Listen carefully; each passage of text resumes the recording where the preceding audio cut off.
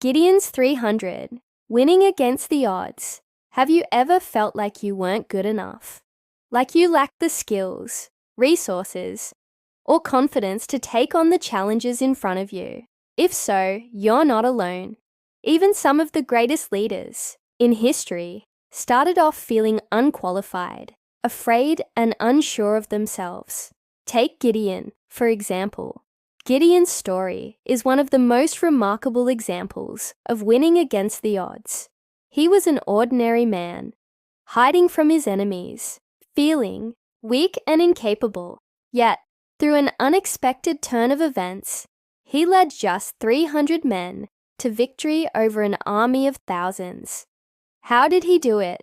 And more importantly, what can we learn from his journey to help us overcome our own doubts and fears?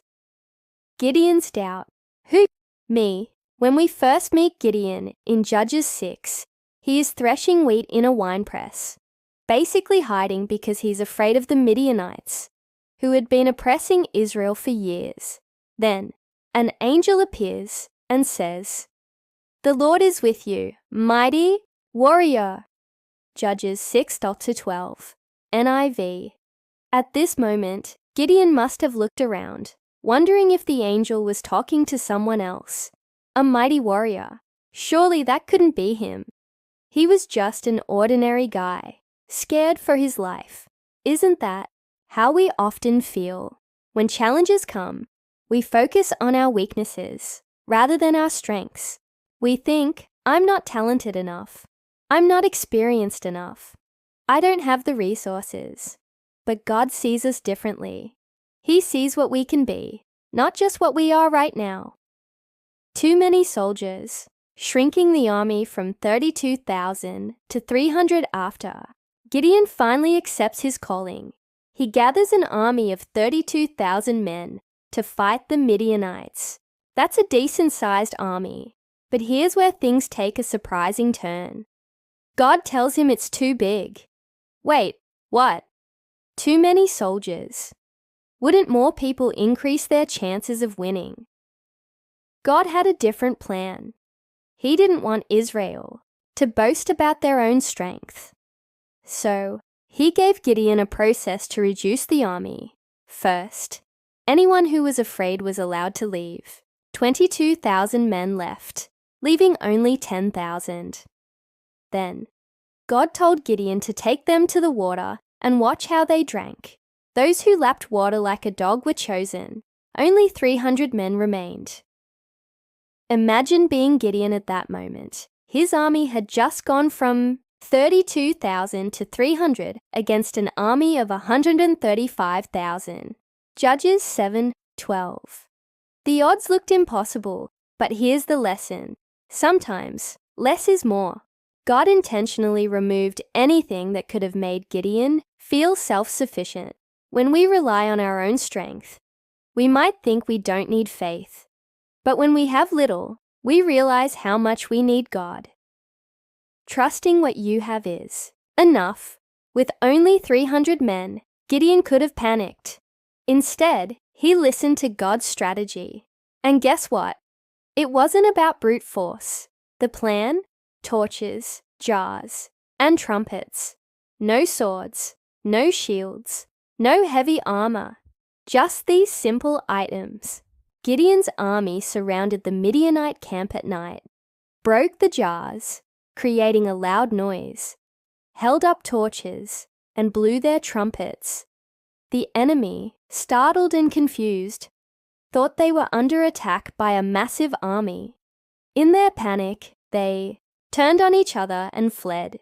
Gideon's 300 won without even lifting a sword. What does this teach us? We often think we need more to succeed.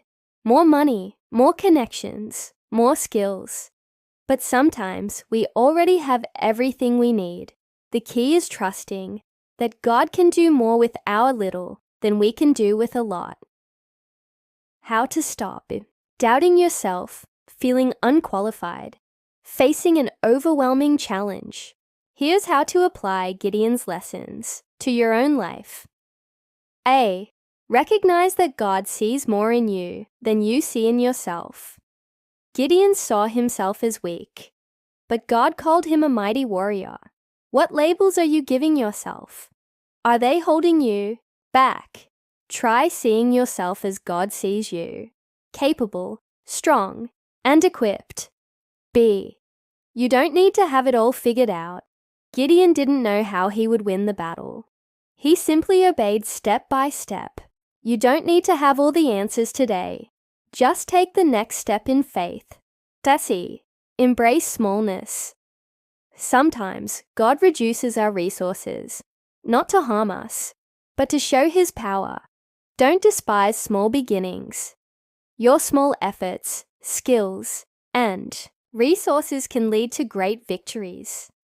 Take action, even when afraid. Gideon was scared, but he still moved forward. Fear is normal, but don't let it stop you. If you wait until you feel ready, you'll never start. E. Trust that what you have is enough. God used torches, jars, and trumpets to win a battle. What's in your hand right now? Your unique talents, your experiences, even your struggles. God can use them all. 5. Winning against the odds. In your life, Gideon's story is proof that victory isn't about numbers, strength, or qualifications. It's about faith, obedience, and trusting that you have enough. Think about your own life. What battles are you facing? Maybe it's financial struggles, a difficult career path, self-doubt, or feeling like you're not good enough. Remember, Gideon didn't win because he had the best army. He won because he trusted God.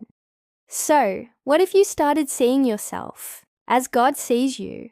What if you stopped doubting and started believing that you already have what it takes?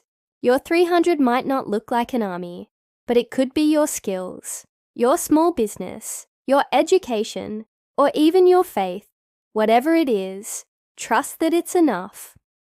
What about you? Have you ever faced a situation where you felt unqualified, but succeeded anyway? What small thing in your life could actually be the key to something great? Share your thoughts in the comments. I'd love to hear your story.